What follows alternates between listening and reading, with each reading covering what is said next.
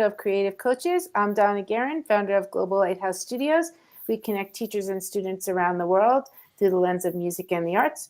And I'm joined today here by my co-host, Dan Roeder. I'm the Chief Academic Officer of the David Z Foundation, where we transform lives through the magic of music. And we are honored to have as our guest today, Shelli Brunswick. So, Shelli, if you want to go ahead and introduce yourself and tell us a little bit about some of your latest news, which is pretty exciting. Awesome. Well, thank you so much. I'm so excited to be here. As you said, I'm Shelli Brunswick. I'm a motivational speaker, author, and futurist. And some of the things I'm looking at is what should we be thinking about as we're wrapping up 2024, getting ready for 2025. And of course, one of those exciting things is I will be publishing my first book called What's Space Got to Do with It? 10 Life Lessons for Personal Growth.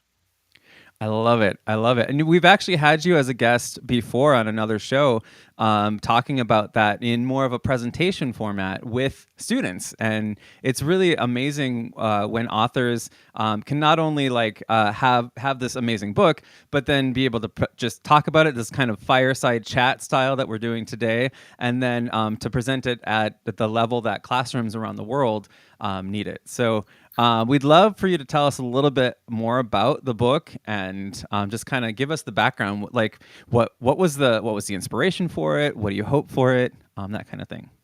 Well, excellent. Well, the first thing I have to say is I've been a mentor for years, and that's part of, giving back. And I'd have proteges say, "Do you have a book?" Or I do presentations, just like you said, I do a presentation, and people would say, "Oh, do you have this written down somewhere? Do you have a book I can buy?" And so over the years, I've always thought I really need to write a book. And so in the book, I talk about my journey. That was the other thing people asked. We really want to hear about your journey. How did you get to where you are? What are some of your challenges? We want to hear your story. And so that's part of what I started doing this year was writing it all down and putting it together. But it's not just my story because I figure I'm one story in the thread of how to get into the space industry. And that may not resonate with everyone around the world. So, what I also did for this was I interviewed 200 global thought leaders. So, these were individuals that were in politics or space or technology or entrepreneurs, investors. So they were all different walks of life, different countries, South America, Africa, the Middle East, India, Japan. One of the people I've interviewed in the book that you'll be reading about is a woman who's a samurai warrior, a woman who's a samurai warrior from a family that's got a lineage of 400 years. So amazing story. So I was able to capture these stories and insights from 200 global thought leaders. Wow. And then what I did is I took 30 of those stories and I put them in this first book. So there's 10 chapters, there's 10 lessons learned.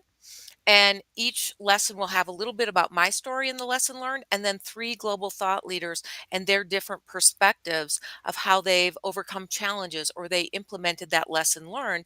So what's really coming out is I look at this through the lens of space, but these are universal principles and they can work Hmm. for everyone.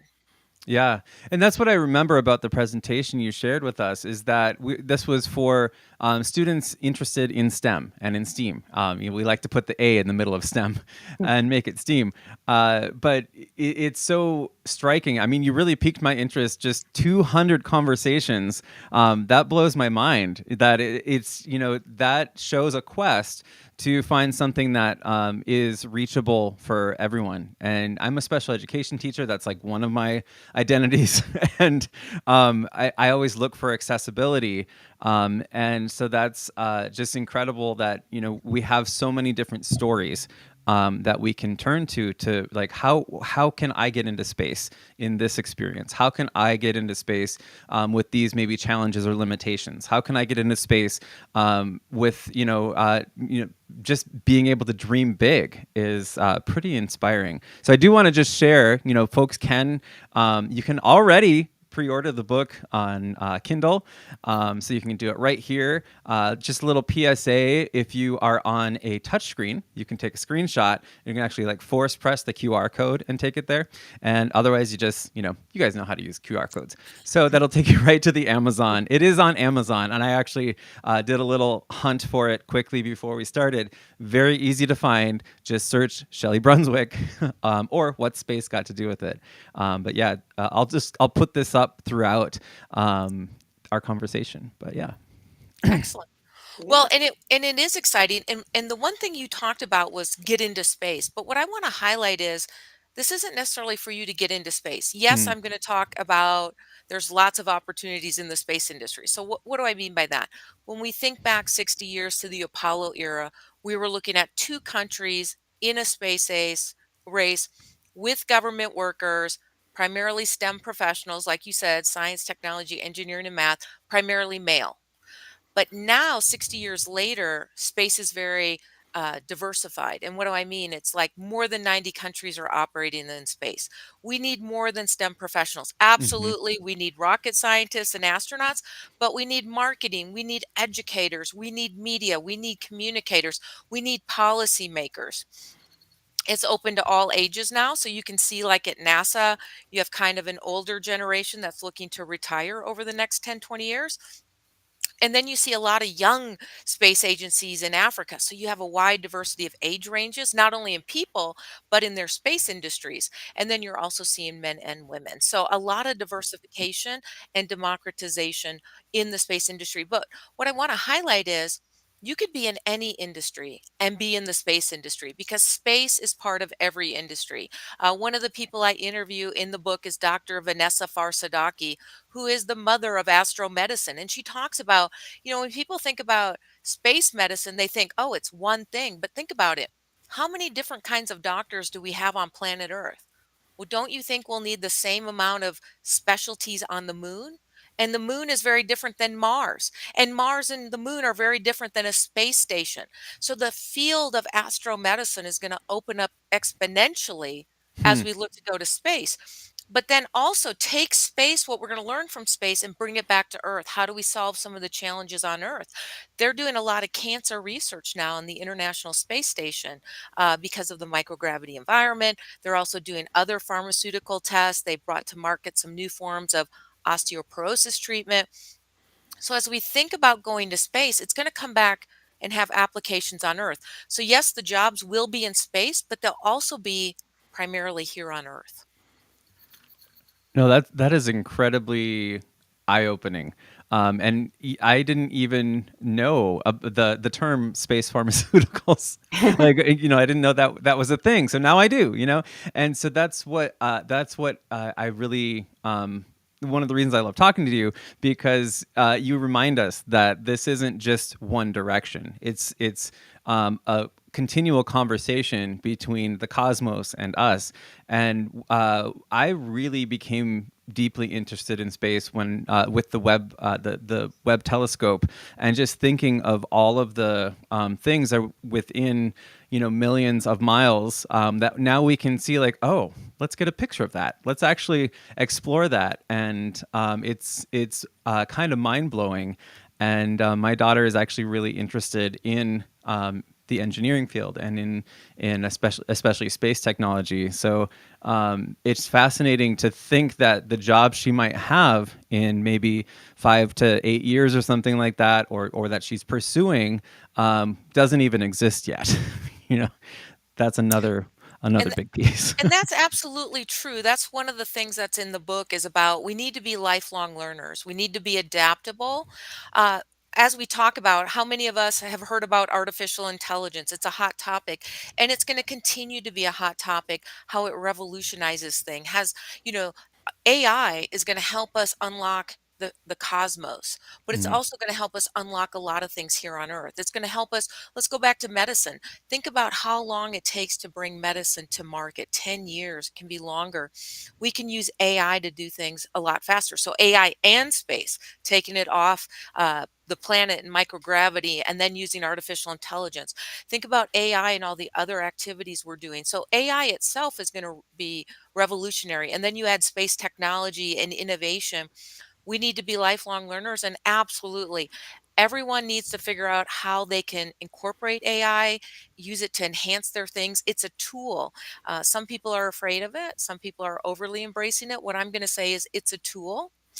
We do need to have guardrails on it, but it is going to help us exponentially do things and accomplish things. Some of those things will be unlocking the secrets of the universe, and many of those things can be helping us solve the challenges on planet Mhm. Earth.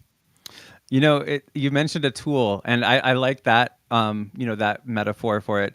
Our daughter came up with the idea of an accessory, which I kind of like too, because you can adorn it, you can put it on, but you can always choose to take it off. I think that's important to remember as well, and to just be patient with ourselves, but also know that we can adapt, and we have just we're not staying still, like whether we like it or not, we're not staying still.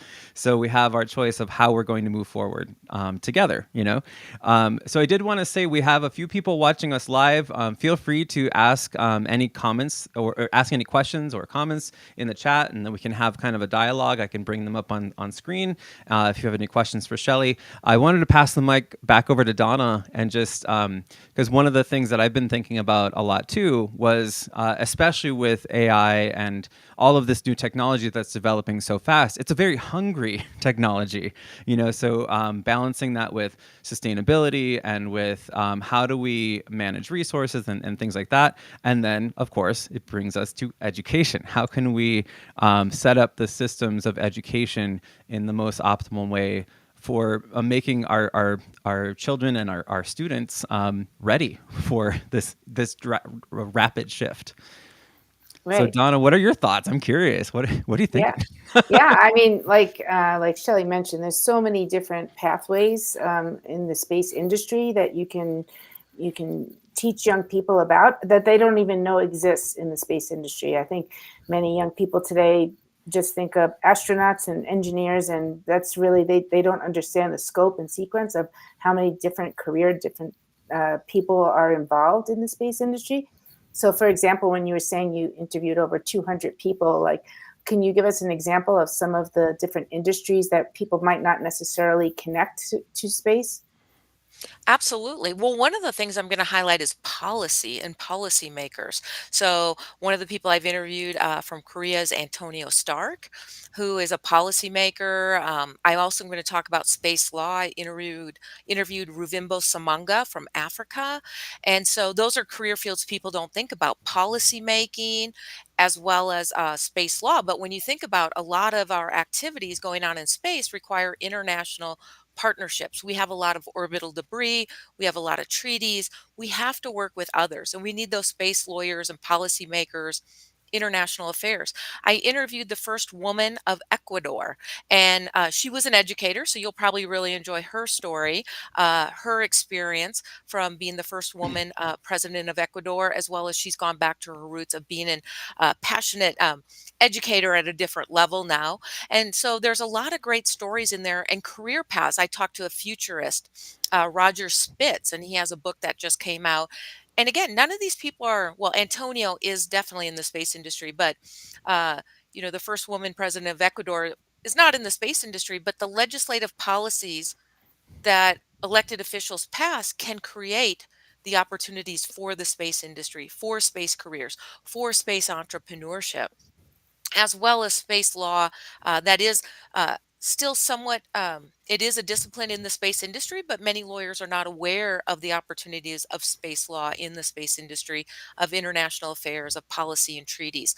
So there's a lot of great opportunities. And like I said, Roger Spitz, a futurist. A lot of people don't realize that that is a discipline, a study, an area.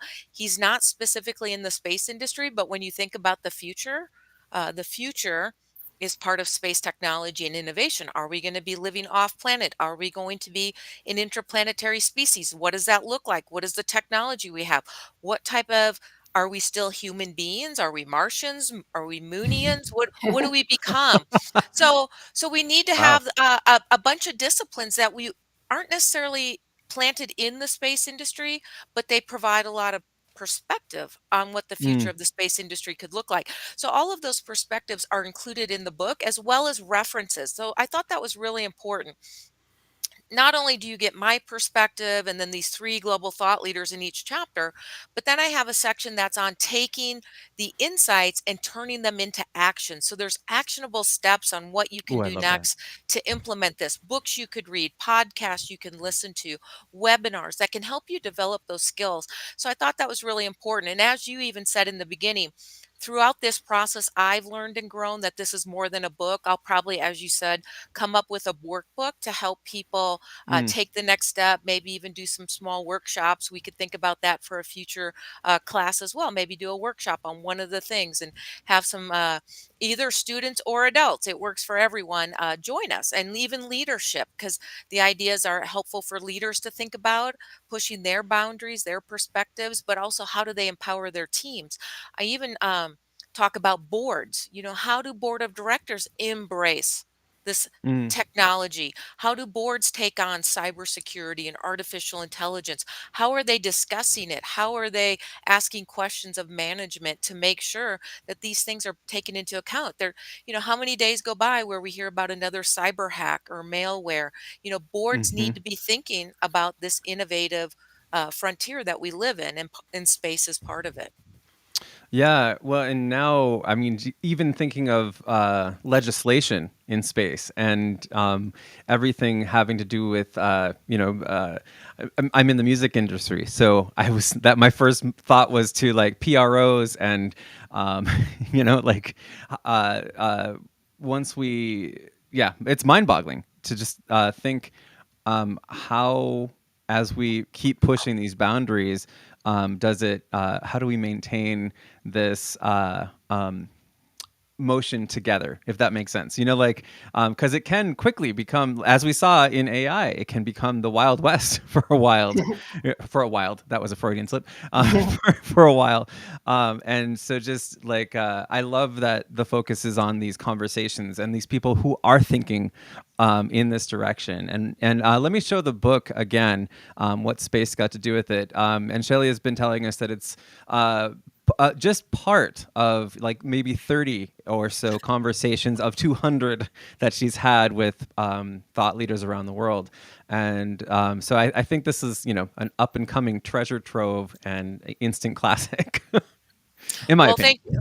I hope it will be an instant classic. And the thing is when I originally started this project, it was going to be even bigger, but people said that's too much. Break it into separate books. So this is the first book in a series. The overarching series is called "What Space Got to Do with It," and then each book will have a sub title. So the first one's on these 10 life lessons. The next one's going to be called "An Interstellar Guide to Success." So how do Mm, people accomplish their goals and objectives? Again, could be in the space industry, could be out of the space industry. It's looking at it through the lens of space, but these are universal principles. And then that third book is on what we all have to think about, and it's out of this world leadership. What does leadership look like today and as we go forward into the future? So the three books will become a set, and as we're getting ready to launch the first one, I'm already in works to work on the second one, and as you can imagine, we'll put another 30 interviews in that book as well. So the audience, the readers are going to get to embrace and learn about these global thought leaders, their perspectives, their challenges, how they accomplish them, and then they'll get those tools, those webinars, other books they can watch, other things they can do to mhm. incorporate this into their lifelong learning.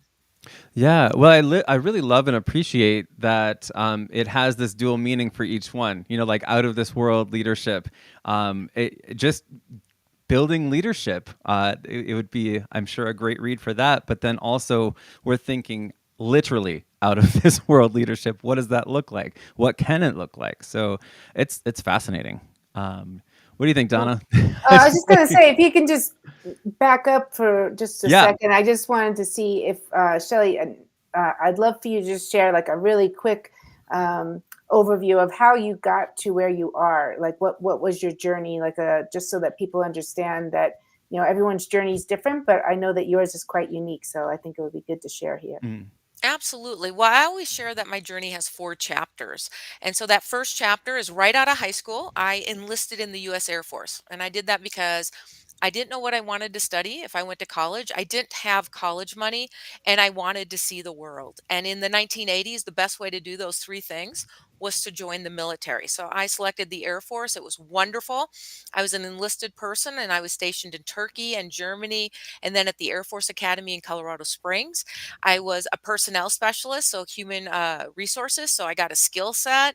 The other great thing about seeing the world and then also being able to go to school at night. I was able to use tuition assistance and go to school at night so I could complete my college education. I got both a bachelor's and master's degree going to school at night while I served my country during the day. And that's actually part of the first chapter in the book is taking advantage of opportunities. And the advantage Mm. I took there was taking advantage of tuition assistance.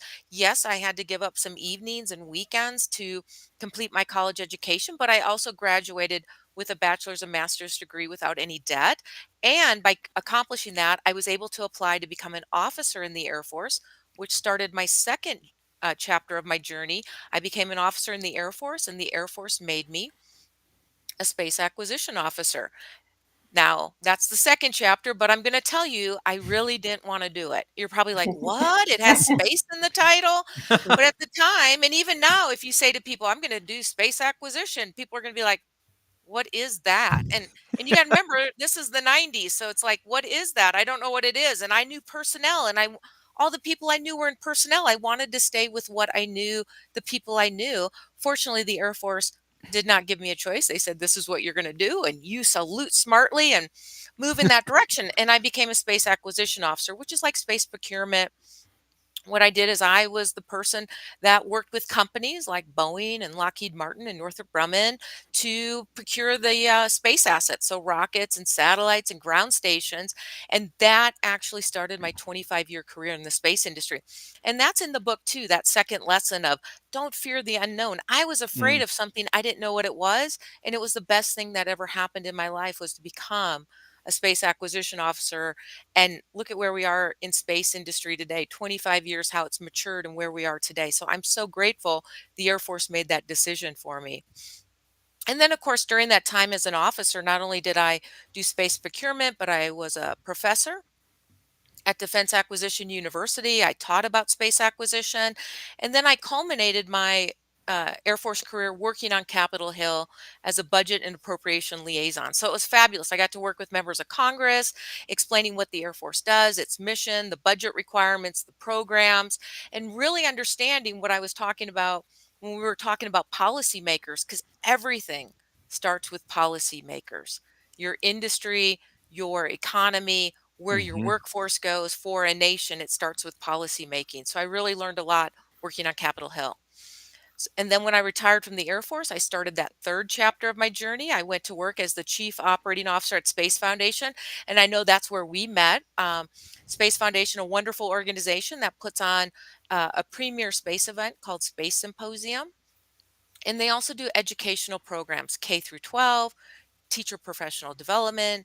And so it was a wonderful place to really focus on. I had the military space piece down, but Space Foundation helped me really look at that civil, commercial, and international space, leading an incredible team, building international partnerships, and then looking at profit and loss, which is really good for anyone in business because at the end of the day, Yeah. you're only in business if you can make money.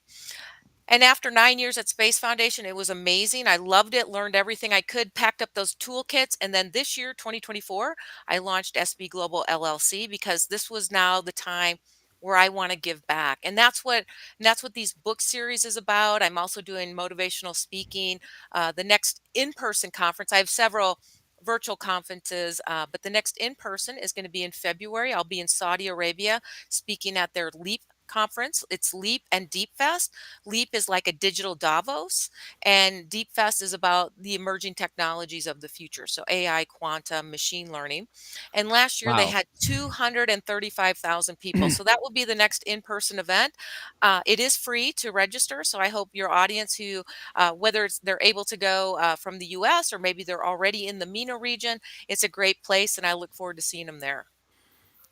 Wow, that's phenomenal. I'm Well, just going, wow. yeah, Like, yeah. Well, I was gonna say too, with the Space Foundation, that intersection of art too is where we really connected. At least when I met you, it was about the time that you released that year's Space Foundation art contest, which I think is that in the winter or the spring. I don't quite remember, but that was a really amazing way to just celebrate for students this idea of a space community and of thinking of themselves as part of it, because they are, and we're depending on that. So, yeah, but that was a big piece too. And how do people get in touch with you? Like, I probably should have asked you that ahead of time to get your website. But if you wouldn't mind just putting your website in the chat, and I can make sure we can have people be able to reach out to you and inquire about the public speaking, the everything like that, and then find out what you're up to and where they can see you. Absolutely. So, one of the great things I do have I guess it won't work on here. I do have a QR code for my website, but it's Shelly Brunswick. And of course, I'm going to let everyone know. So, anybody who's in marketing, my website is under a refresh. So, give it a couple more weeks and it's going to refresh to the whole new logos of the book coming out. But it's And here's the book again. shellybrunswick.com. Okay. And the website, as it pivots to the future, will have that same picture and everything. But I am on LinkedIn as well as Instagram and WhatsApp. I'm in several WhatsApp groups, and then I'm also on Twitter or X. So there's lots of great ways to connect. There is Facebook, and we're pushing this out through Facebook as well. So you can connect to me. I am my own business. It's myself and my husband is the chief operating officer. So I will get you your emails if you email me on LinkedIn. I do my best to answer those personally. It might just take a while before I get to them. And again, I hope as time goes on, you'll get to look at the book, and then there'll be an opportunity to come do a workshop in person or virtually to go through some of these activities and help people really understand the next steps. I'm mentoring people now. I had a young entrepreneur reach out to me last week. She's doing something, and in 45 minutes we had a great conversation, and she went from I'm not sure what I'm doing to I feel really comfortable where I am, and when can I talk to you next? And she's doing a big presentation this month, and I said, well, let's talk after your presentation and hear how you did and what the next step is. So it's wonderful. I do still connect to people one-on-one in mentoring, but I can only do so many a year, Right. and I'm full Yeah. right now, but that's part of why I wrote the book series. I also do a lot of webinars like this, and I also write articles on LinkedIn and for Forbes Technology Council. I did put in your chat this week. I did have a Forbes Technology Council article come out on space and AI. So I do write a lot about professional development, but the other thing I write about a lot is technology, space and technology, and I do that a lot through Forbes Technology Council. So one other area that if you're looking at digital twins and AI and quantum and ethics and cyber, I try to write a lot of articles about that so people can see that intersection of how space plays into those areas. Right. Yeah. So I'm just pulling up that article super quick. It looks really interesting. Hopefully you can see it. Sometimes I never know what is sharing on Restream. Oh, Yes. is it? No, right now we still have the book QR code up there. I see. So if you want to go ahead and share it. Great. Perfect. There you got it. Yeah. Well, Shelli, this It- has been yeah. amazing, and we are so happy to have you here and welcome you back anytime, because you're always just such a resource for people and so inspirational. And you never know where in the world or in the galaxy that Shelli might be, because I know Right. she is so busy with different places that she travels all around the world. Like you mentioned that you're going to be in Saudi in February, which is amazing. And I know that we do have a global audience, and we do have people that are in that region. So be sure to check that out. And if the registration is free and you're in the area, why not? Shelli is amazing. Yeah. And you can go see her present there. And I don't know, it's just so exciting. I'm so happy for you, and congratulations on your book. That is amazing. And if there's anything else you wanted to say, Daniel, to wrap us up today.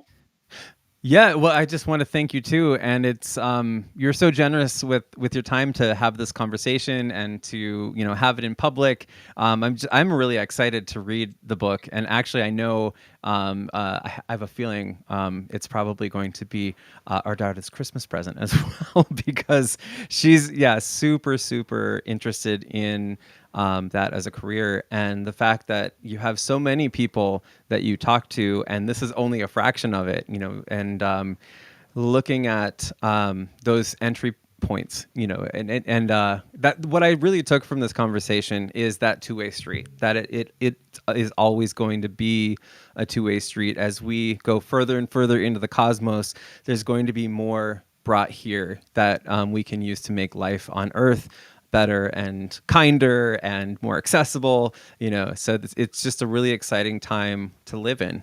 So thank you. I am going to, if you have any final words, I did want to throw that article into a link quick so I can put it up on the screen as well so people can see that. But yeah, if you have any closing thoughts, Shelli, I would love to pass the mic to you. Well, I'm really excited to join you. I love what you're doing. And I'm going to go back to what you talked about the A in STEAM. I think it's really important to highlight that. We were talking right before we went live where you were like, where's the picture for your book? I mean, imagine what that QR code would look like if you didn't have the picture, the artistry. I found an amazing person who is an alumni member from my alma mater who created all my book covers. So I do have the other book covers for the next books coming out. Happy to share those with you as well.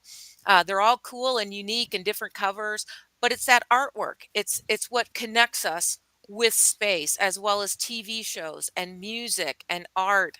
And so it's really important to think about how that A in STEM becomes STEAM to be more inclusive.